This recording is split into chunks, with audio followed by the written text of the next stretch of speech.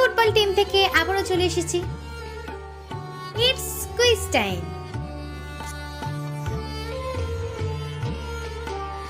আজকের প্রথম প্রশ্ন, ভারতীয় ফুটবলের জনক কে? ক নগেন্দ্র প্রসাদ সর্বাধিকারী, খ গোষ্ঠপাল, গ চুনী গোস্বামী এবং ঘ শৈলেন মান্না।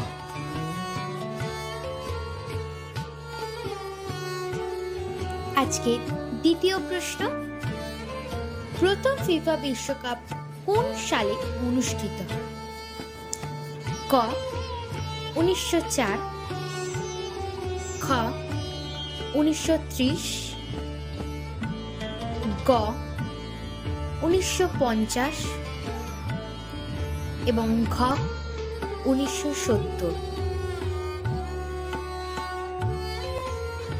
আজকে তৃতীয় প্রশ্ন, কোন দেশ সবচেয়ে বেশি ফিফা বিশ্বকাপ শিরোপা জিতেছে?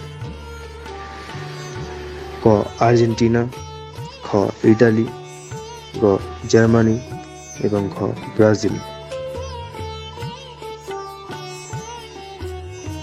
আপনি কি উত্তরটি জানেন? তাহলে উত্তর জানান কমেন্ট বক্সে।